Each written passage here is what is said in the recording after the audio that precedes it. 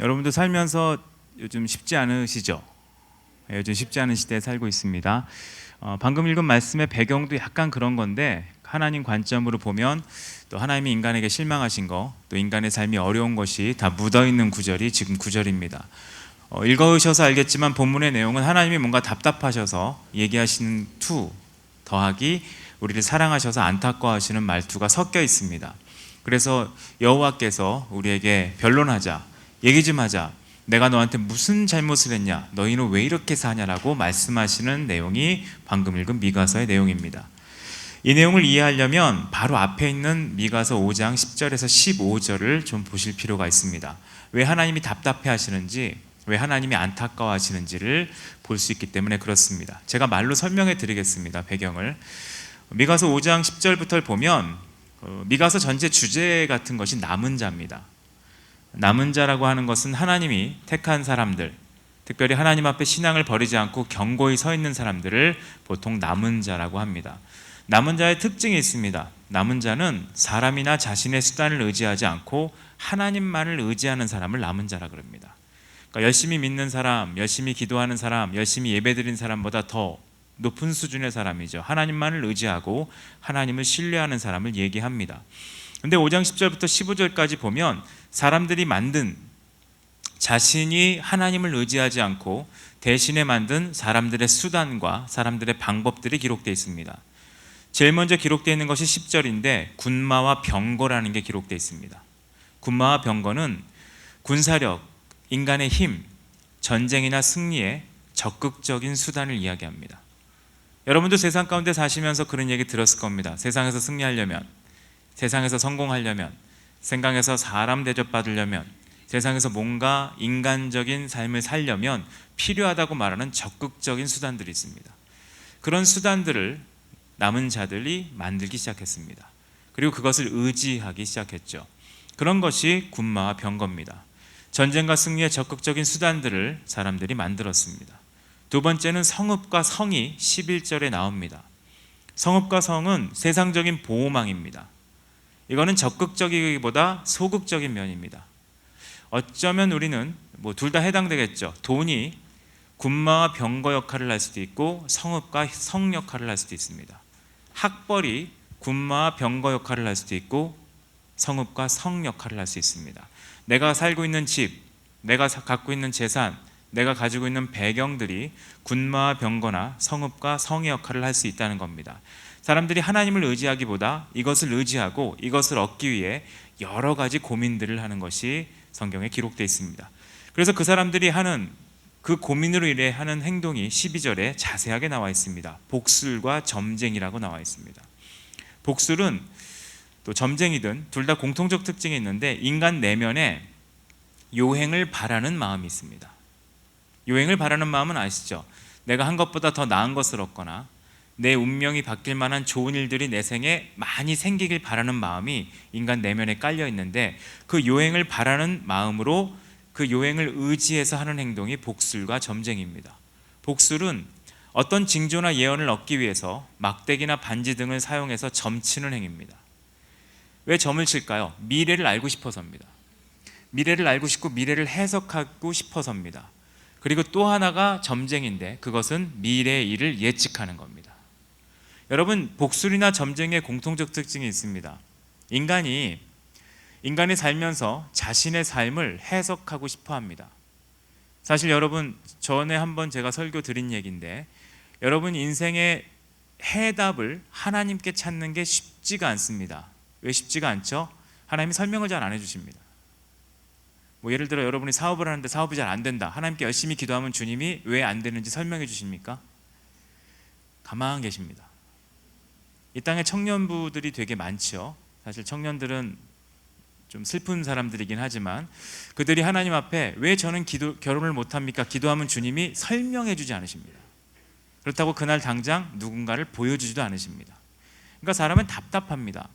뭔가 하나님 앞에 내 삶, 하나님 앞이 아니라 그냥 내 앞에 펼쳐진 삶을 해석하고 이해하고 싶습니다.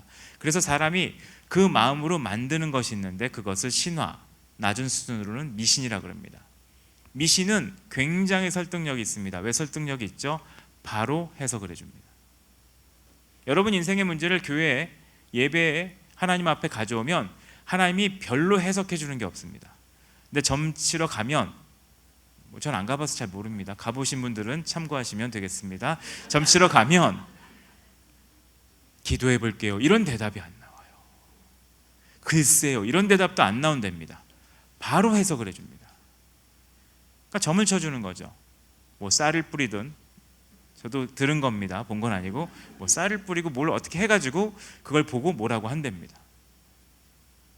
사람이 그런 것을 원하는 거죠. 내 인생을 해석하고 싶은데 정확한 이유를 알거나 정확한 미래를 알거나 미래를 대비하거나 미래를 해결하고 싶은 마음이 있는데, 그래서 사람들이 찾는 것이 복술과 점쟁이랍니다.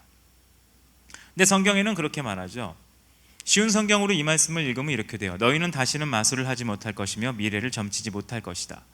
이 미래를 점치거나 운명을 점치는 행위는 하나님 앞에서 금지되어 있습니다. 근데 사람은 내 운명을 알고 싶기 때문에 점을 치고 미신을 찾게 된다는 겁니다. 그 다음에 나오는 것이 13절의 우상입니다. 내가 내 인생의 군마와 병거, 성읍과 성을 만들어야겠는데 이것이 어떻게 될지 몰라서 복술이나 점쟁이를 의지하던 사람이 이젠 좀 더 적극적인 행동을 합니다. 그게 뭐냐면 우상이라는 겁니다. 여러분, 우상이라는 게 뭘까요? 우리는 우상하면 모양이 있고 형태가 있는 것을 얘기하지만 맞는 얘기입니다.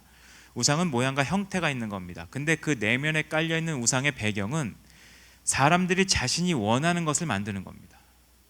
그래서 우상들, 기독교를 제외하고 모든 우상들의 특징은 인간이 뭘 바라는지가 담겨져 있습니다.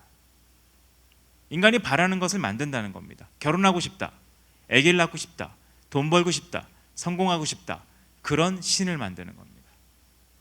인간이 가장 바라는 이상형을 만들어 인간이 그것을 통제하고 싶어서 만드는 것이 우상이라는 겁니다. 그런 우상을 사람들이 섬깁니다. 왜냐하면 인간이 바라는 승리의 안정적인 조건들을 얻기 위해 내가 요구하고 설득하고 내가 원하는 것을 마음대로 얻어낼 수 있는 대상이 필요한데, 하나님은 그런 분이 아니시잖아요. 사실 기도할 때 제일 어려운 점이 그거죠. 기도한 대로 응답이 잘 안 되죠. 저는 기도에 대해서 생각하는 게, 기도를 하면 할수록 제 뜻대로 잘 안 돼요. 그냥 제 뜻대로 살고 싶으면 기도를 안 하는 게 제일 좋더라고요. 그리고 내 마음대로 생각하고 싶으면 성경을 안 읽는 게 좋고요.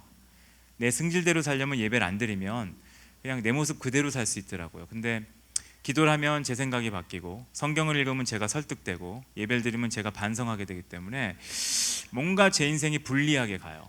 제가 원하는 대로 안 가고 뜻대로 안 가고 그렇더라고요. 근데 사람은 그렇게 되고 싶지 않으니까 내가 마음대로 통제하고 싶은 대상을 만드는데 그게 우상이라는 겁니다. 그래서 사람들은 우상을 좋아합니다. 왜냐하면 내 마음대로 내 뜻을 굽힐 필요가 없습니다. 신의 뜻을 굽히면 됩니다. 내 생각을 바꿀 필요가 없습니다. 신의 생각을 바꾸면 됩니다. 안 바꾼다, 지성을 드리면 됩니다. 그래도 안 된다, 더 빌면 됩니다. 그래도 안 된다, 안 되면 자녀라도 바치면 됩니다. 그게 이제 성경에서 나오는 우상의 모습이라는 겁니다. 근데 14절에 사람들이 섬기는 가장 강력한 우상이 나와 있습니다. 사실 이것 때문에 이 우상은 인간이 이길 수 없는 우상 중에 하나인데, 아세라 목상이라는 게 나옵니다. 아세라 목상은 하나의 상징입니다. 전 세계에서 가장 강력한 우상인데, 그 우상이 뭐냐? 풍요의 신입니다. 풍요.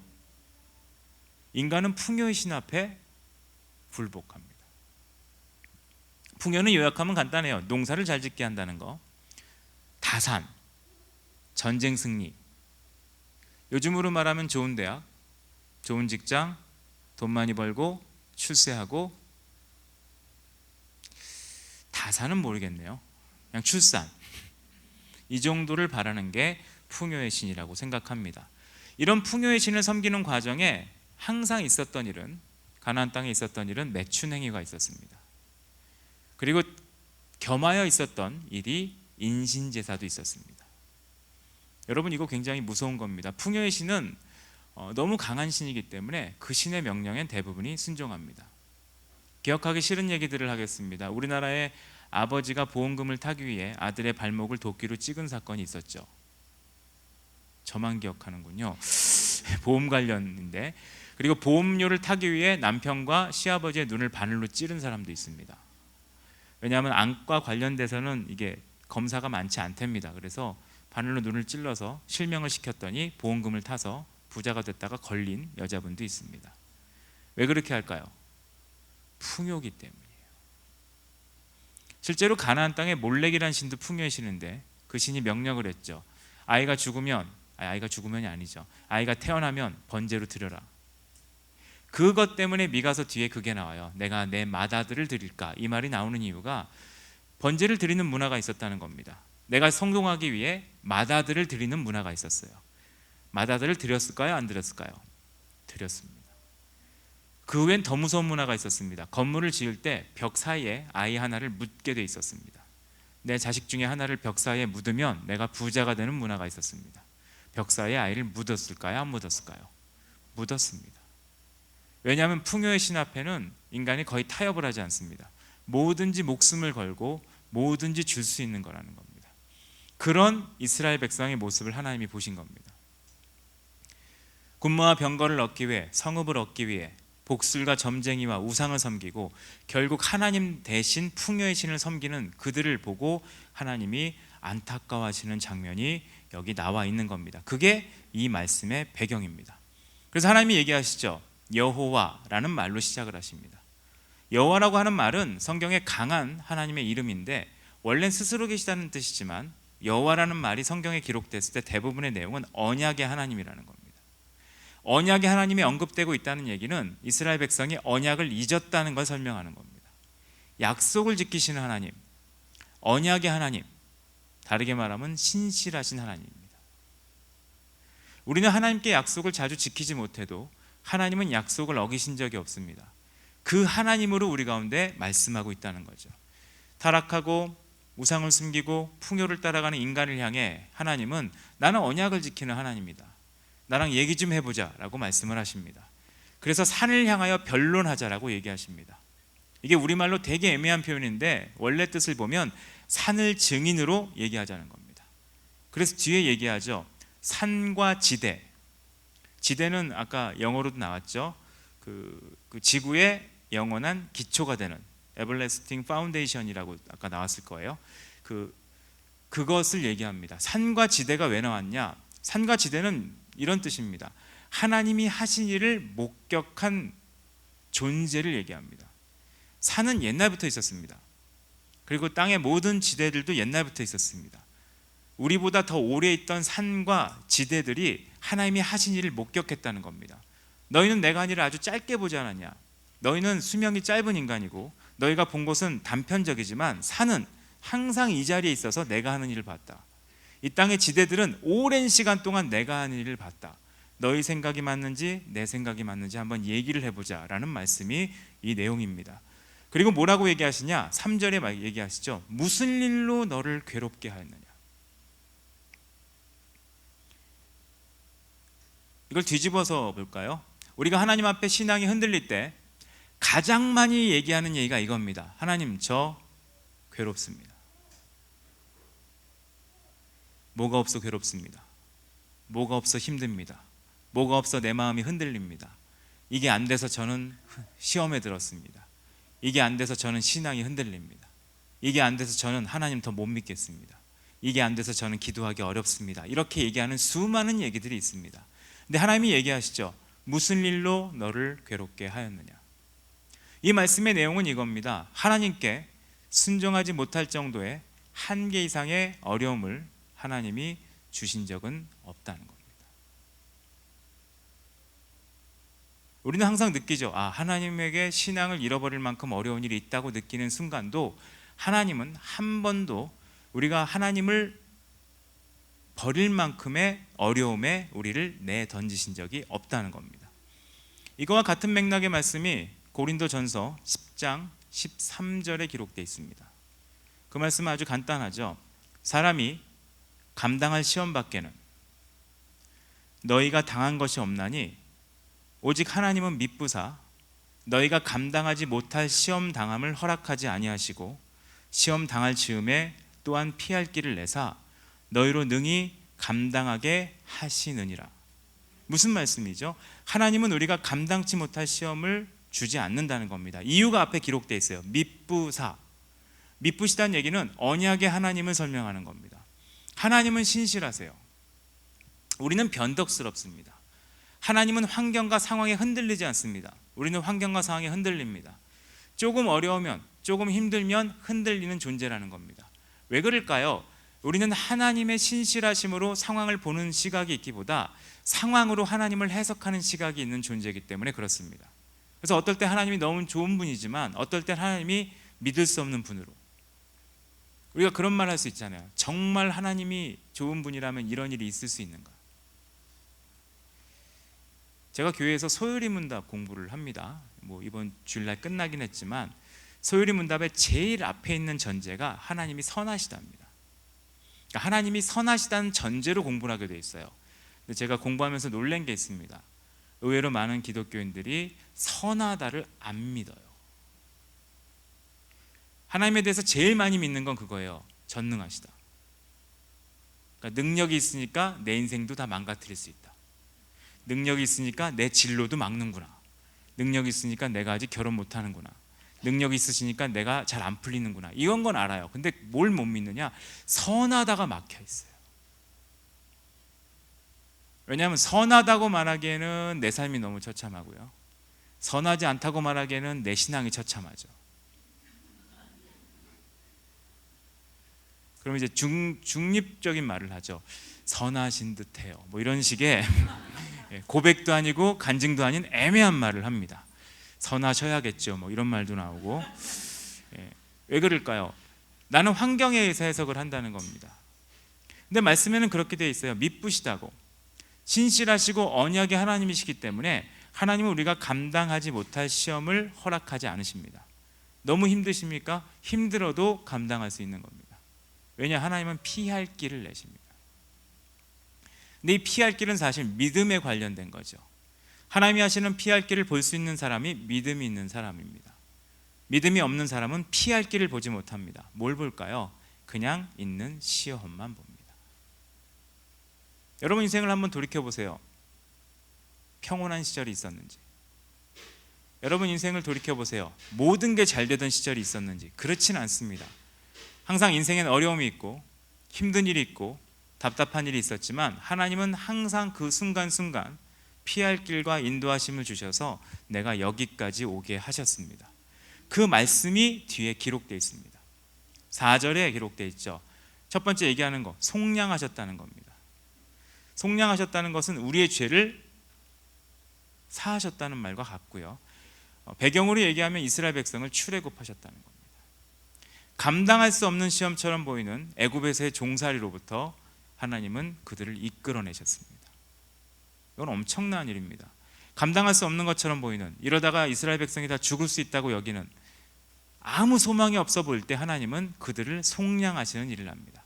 그리고 끝내십니까? 모세, 아론, 미리암을 앞에 보내십니다. 모세, 아론, 미리암은 지도자를 미리 보내셨다는 말도 되지만 저는 그렇게 보고 싶어요. 출애굽해서 광야로 갔을 때 기분이 어땠을까요?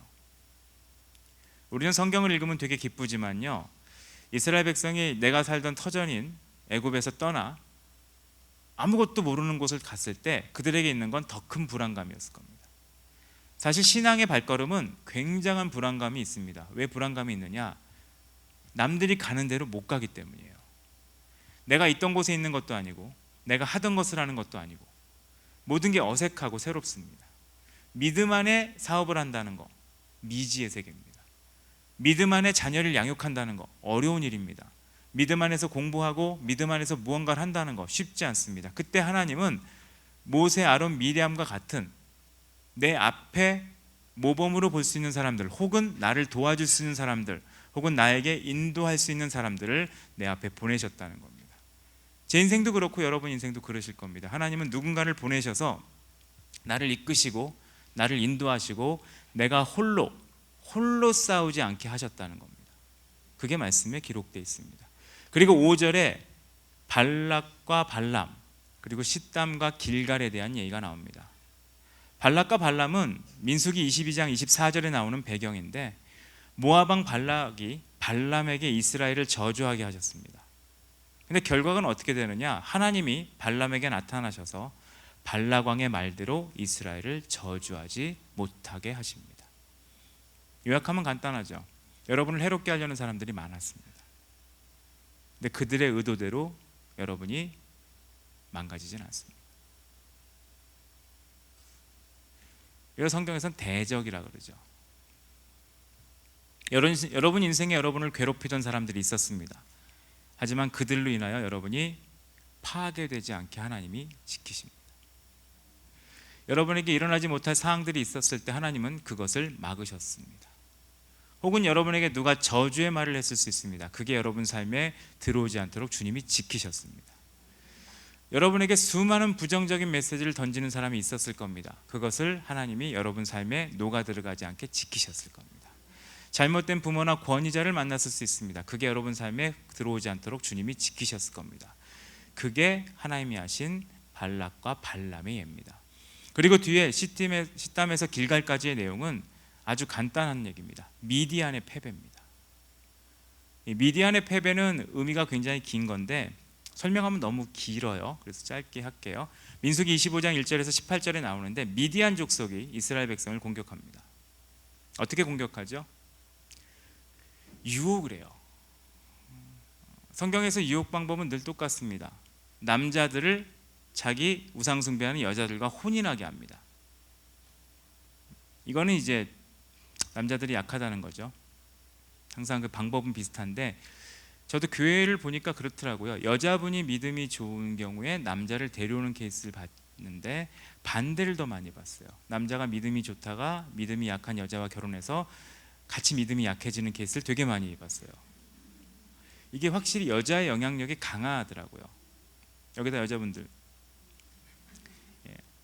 간혹 남자분이 계시지만 여자의 영향력이 강합니다. 그래서 선악과를 맨 처음에 따먹은 것도 여자였던 이유가 이해는 돼요. 만약 남자가 먼저 따먹었으면 여자는 안 받아먹고 갔을 것 같아요. 그래서 성경이 아주 짧게 끝날 것 같아요. 남자와 뱀이 심판받더라 이러고 딱 끝나고 아주 간략한 최후를 맞이하지 않았을까 하는 생각이 드는데 여자의 영향력은 굉장히 강합니다. 그래서 미디안이 그렇게 유혹을 합니다. 근데 하나님은 놀랍게 미디안이 이스라엘 백성을 유혹할 때 그냥 놔두지 않으시고 미디안이 패배하도록 하십니다. 지금 우리가 걱정하는 수많은 세상의 유혹들, 공격들 하나님은 우리를 승리하게 하실 겁니다. 단 우리가 주님을 의지할 때, 의지하지 않을 때. 그래서 하나님이 얘기하시는 거죠. 미디안의 패배와 관련돼서 미가서 내용에 그런 얘기가 있습니다. 그 성경 전체의 얘기인데 헤세드라는 게 있습니다. 성경 전체에 하나님의 언약의 핵심이 헤세드, 다르게 말하면 사랑이라는 관점이 있는데 하나님이 우리 가운데 요구하시는 건 그겁니다. 그냥 싸워라, 뭔가를 막어라, 하지 못하게 방해해라 이런 걸 말씀하시는 게 아니라 헤세드, 사랑을 보이고 우리는 언약을 신실하게 행하는 겁니다. 사랑을 보이고 언약을 신실하게 행할 수 있는 이유가 뭘까요? 하나님이 승리하시기 때문입니다. 우리가 하나님의 승리를 인정하지 못하면 어떻게 될까요? 사랑을 보이지 못합니다. 조급하죠. 그리고 내가 하나님의 언약을 신실하게 지키지도 못합니다. 왜냐하면 승리한다는 보장이 없기 때문에. 두려움 때문에 하나님의 언약에서 떠납니다. 하지만 하나님이 승리하시는 분이라는 걸 알 때 우리는 태도에 있어서 사랑을, 그리고 삶에 있어서 언약을 신실하게 지키는 모습을 보여줄 수 있다는 겁니다. 다소 민감한 예지만 하나 예를 들면 동성애 같은 경우도 그렇습니다. 우리가 동성애에 대해서 해야 될 태도는 물론 필요하다고 생각합니다. 동성애 집회를 막는 거. 하지만 동성애 집회를 막는 것보다 더 강력한 무기는 우리가 하나님의 사랑을 보이고 언약을 신실하게 지키는 모습, 그 누가 봐도 부러운 가정의 모습을 보이는 겁니다. 이것만큼 강력한 게 없습니다.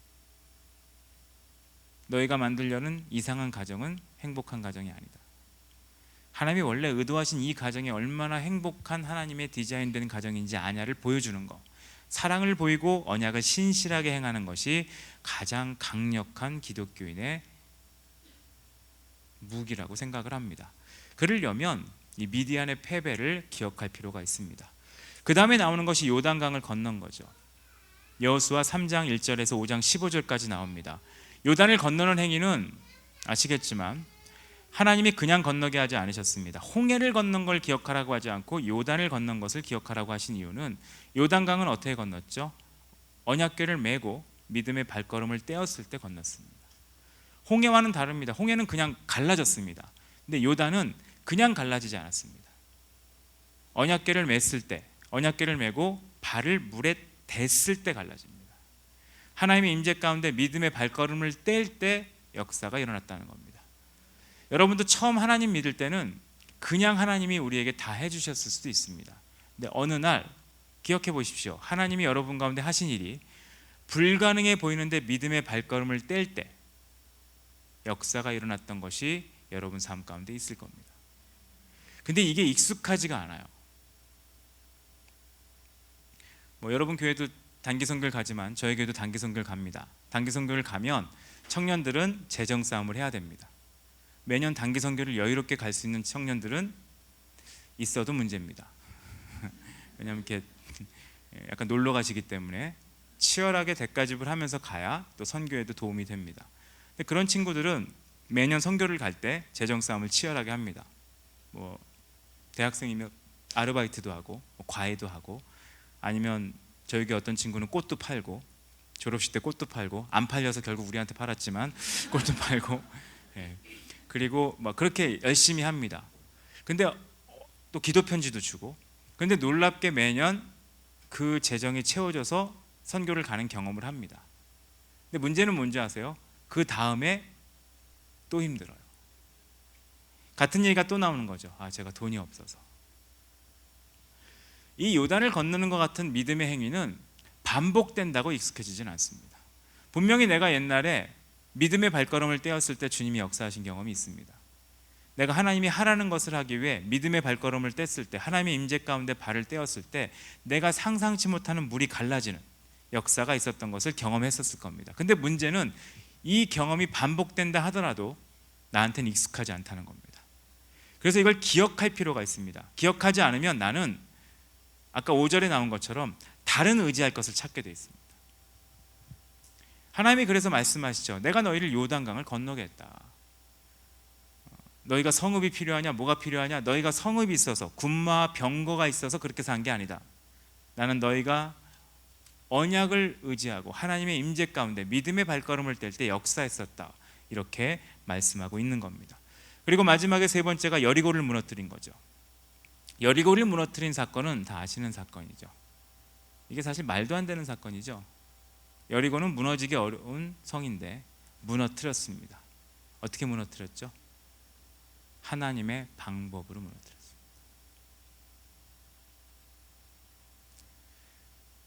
저도 나이를 좀 먹어가면서, 나이가 그렇게 많지는 않습니다. 먹어가면서 제가 빠질 수 있는 실수 중에 한 가지가 하나님의 방법을 자꾸 까먹어요. 왜 까먹을까요? 다른 얘기를 너무 많이 들어요. 이거를 성경에서는 첫마음이라고도 표현하죠. 첫마음, 첫사랑. 여러분, 사랑이라고 보면 사랑은 다 잘하잖아요. 네, 절대 잘하지 않는 사랑이 있죠. 첫사랑이에요. 다 언제 얘기인지 기억이 태고의 얘기를 하고 있습니다. 거의 발굴하듯이 생각해 보시면 돼요. 첫사랑은 그거 이상 큰 게 없어요. 첫 마음도 그렇습니다. 저도 처음 교육자로 사역할 때 그때 만났던 친구들, 그게 제일 기억이 남죠. 처음에 뭔가 사역했을 때 만났던 대상들, 처음 뭐를 했을 때 했던 그 첫 마음을 가진 대상은 그 마음이 다음에 다시 회복이 잘 안 되죠.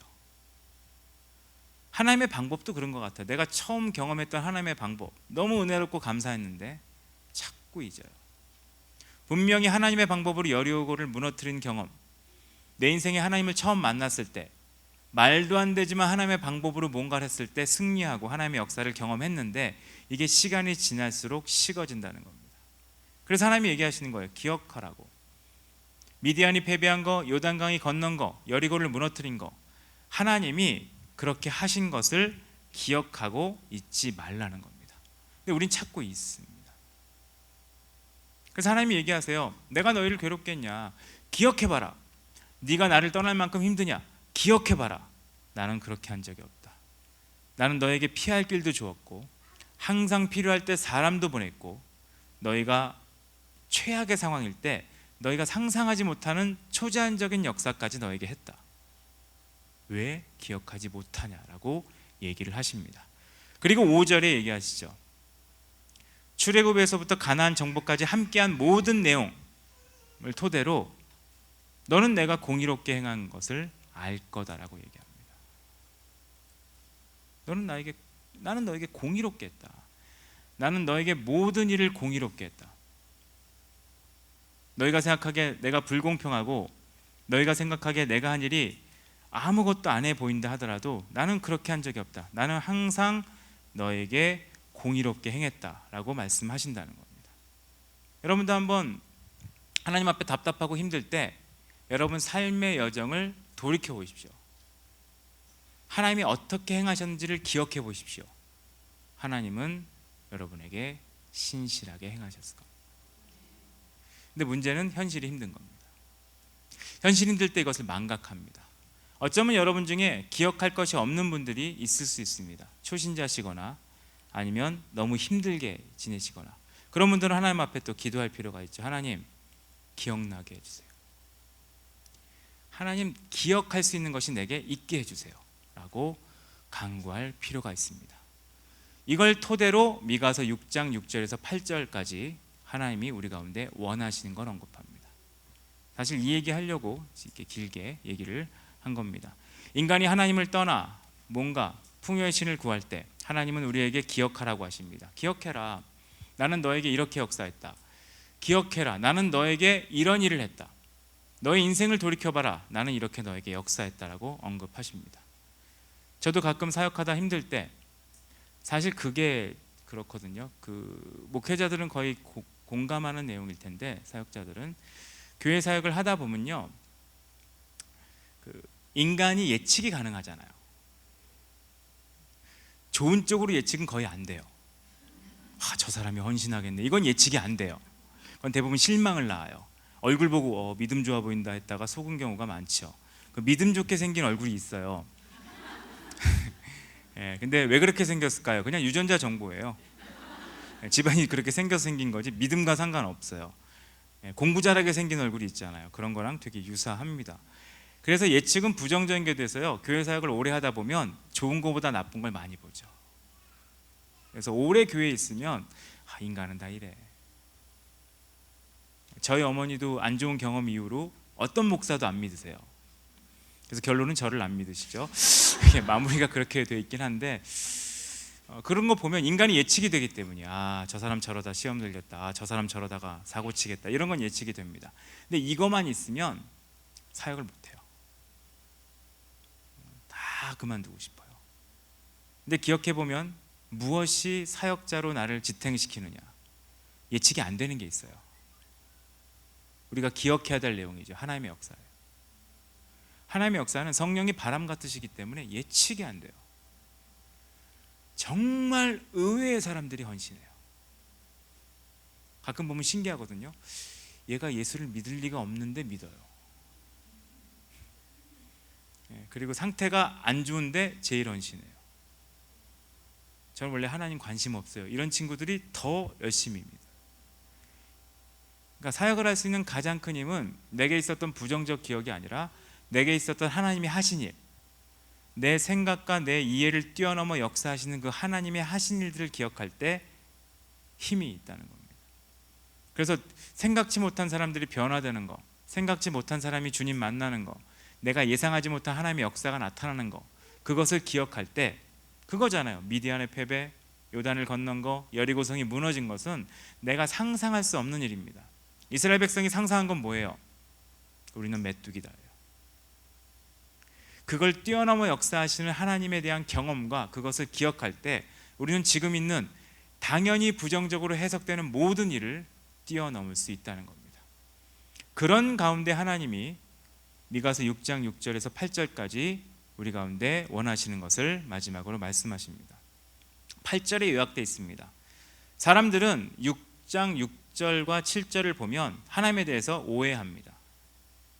하나님이 언약의 하나님, 그리고 하나님이 신실하신 하나님이라는 생각보다 내가 하나님 앞에 잘해야, 내가 하나님 앞에 뭔가를 해야 하나님이 뭔가를 주시는 분이라고 자꾸 오해합니다. 그래서 6절에 이렇게 얘기하죠. 내가 무엇을 가지고. 그리고 뒤에 나오는 말씀이 있어요. 번제물 1년 된 송아지를 가지고 나가야 되냐. 7절엔 더 무서운 말이 나오죠. 기름을 가져가야 되냐. 그 다음엔 맏아들을 드려야 되냐. 아직 하나님이 신실하고 언약을 지킨다는 게 안 믿어지는 거예요. 하나님은 항상 언약을 지키고 기억하라고 말씀하실 정도로 신실하신데 나는 그 마음에 신실함에 대한 확신이 없으니까 나는 신실하신 하나님을 바라보기보다 내가 무엇을 가지고 가냐에 집중하게 된다는 겁니다. 그러니까 어떤 날은 당당하죠. 하나님 저 이번 주 좀 괜찮게 살았는데 역사 좀 하셔야죠. 그러다 어떤 날은 이번 주 망가졌네, 할 말 없습니다. 이렇게 되는 거예요. 어떤 주는 굉장히 하나님 앞에 떳떳하고 어떤 주는 무너지고, 훈련받는 중이다, 굉장히 자신감이 있다가 훈련 끝나고 삶이 무너지니까 다 무너지고. 왜 그럴까요? 무엇을 가지고 나아가냐에 집중이 되어 있기 때문에 그렇습니다. 우리가 하나님 앞에 나가는 모든 근거는 내가 처해진 환경, 내가 갖고 있는 것들이 아니라 하나님 그분입니다. 그분의 언약, 그분의 신실하심이 내가 하나님 앞에 나가는 모든 근거라는 겁니다. 그래서 하나님이 8절에 하나님이 원하시는 진정한 예배의 세 가지 요소가 기록되어 있습니다. 하나님이 하신 일을 기억하라고 하시는, 그리고 풍요의 신을 섬기지 말고 주님을 의지하라고 말씀하시는 남은 자를 향한 하나님의 세 가지 메시지가 나와 있다는 겁니다. 첫 번째는 뭐냐? 정의를 행하는 겁니다. 여러분이 하나님이 행하신 일을 기억하는 사람이라면 여러분이 살아야 되는 첫 번째 행위는 정의를 행하는 겁니다. 이건 의로운 삶입니다. 의로운 삶은 뭐냐? 모든 사람을 공평하게 대하는 삶입니다. 이건 굉장히 어렵습니다. 왜 어렵죠? 풍요의 신을 섬기는 사람은 모든 사람을 공평하게 대하지 못합니다. 풍요를 줄 거냐 안 줄 거냐로 대합니다.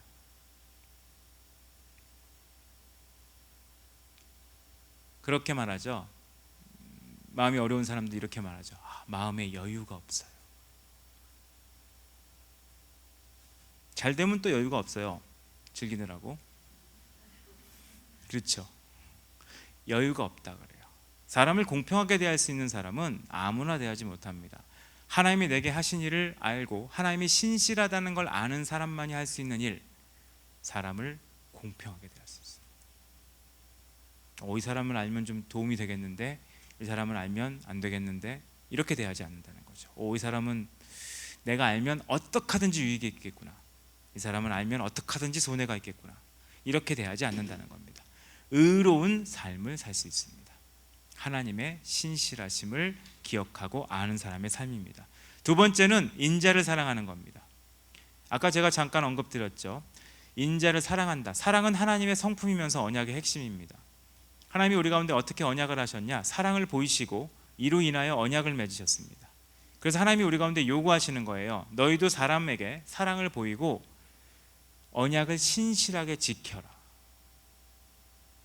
기독교인이 할 수 있는 가장 강력한 무기라고 말씀드렸죠. 사랑을 보이는 겁니다. 그리고 우리는 하나님 안에 언약을 신실하게 지키는 겁니다. 근데 하나님을 기억하지 못하고 풍요를 의지하고 다른 군마와 병거나 성읍을 의지하는 사람들은 이 삶을 살지 못합니다. 언약을 신실하게 지키는 것에 관심이 있지 않습니다. 응답을 신실하게 받는 데에만 관심이 있습니다. 하나님의 신실함을 믿는 사람만이 힘들어도, 내가 삶이 흔들려도 나는 언약을 지킵니다. 하나님의 믿음을 지켜야 되는 순간, 잘 될 때, 잘 안 될 때, 모든 때입니다. 어떨 때는 언약을 지킬 수 있습니다. 제가 최근에 제일 많이 듣는 얘기 중에 이 말을 많이 들어요. 이해해 주세요. 교회에서도 많이 듣지 않아요? 제가 요즘 상황이 이런데 교회를 못 나와요. 이해해 주세요. 물론 이해해야 될 상황이 있습니다. 천재지변이죠. 교회를 오려고 했는데 앞에 도로가 없어졌습니다. 이해해 주세요. 그럼 이해. 비행기를 타고 가야 되는데 태풍이 왔습니다. 이해해 주세요. 그건 이해할 수 있어요. 근데 대부분의 이해해 달라는 얘기는 뭘까요? 다른 뭔가가 있어서 내가 언약을 신실하게 지키지 않는다는 뜻입니다. 그래서 이해해 주세요라는 말은 이렇게 표현되죠. 한국말로 어쩔 수 없었어요. 어쩔 수 없었어의 배경에는 항상 깔려 있는 게 있습니다. 무슨 수를 쓰더라도. 이게 무서운 거예요. 뭐 그냥 예를 드릴게요. 이게 다른 교회 오면 참 좋은 게 예를 후련하게 들 수 있습니다. 근데 저희 교회에서 후련하게 들면 눈을 마주치니까 이게 얘기를 해야 돼요. 그쪽 얘기한 게 아니에요. 이렇게 얘기해야 되는, 모르니까. 고3이 되면 아이들을 교회에 안 보낼 수 있죠. 제일 흔한 예입니다. 그럼 뭐라 그래요? 고3이어서 어쩔 수 없어요. 무슨 얘기예요? 고3이니까 무슨 수를 쓰더라도 대학을 보내야 된다. 그럼 뭘 못한 거죠? 언약을 신실하게 지키지 못한 거예요. 이건 이어집니다. 나중에 취업을 앞두고 있어서 어쩔 수 없어요. 뒤집어 말하면 무슨 수를 쓰더라도 취업을 해야겠다는 말. 그럼 무슨 얘기예요? 취업 앞에 언약을 신실하게 지키지 못하는 거예요. 그 다음에 또 연결됩니다. 결혼을 해야 돼서 어쩔 수 없어요. 뒤집어 말하면 무슨 수를 쓰더라도 결혼을 하겠다. 그래서 언약을 신실하게. 그 다음엔 애를 낳습니다. 애를 키워야 돼서 언약을 신실하게 행하는 겁니다. 사람들이 우리에게 놀랄 일 아닙니까? 저 사람 힘든데, 그래 힘들면 저런 거야, 이런 거보다 힘듦에도 불구하고 하나님 안에 언약을 지키는 모습, 힘든데 하나님 앞에 사랑을 보이는 모습, 이거만큼 강력한 모습이 없습니다. 왜 그럴까요? 세상 누구나 풍요의 신을 따르거든요. 세상 누구나 자신의 성읍, 병거, 군마를 만들기 위해 살거든요. 근데 그걸 의지해 살지 않고 하나님의 신실하심을 의지해 사는 삶을 보여줄 때 사람들은 기독교인의 모습을 보고 놀라게 된다는 겁니다.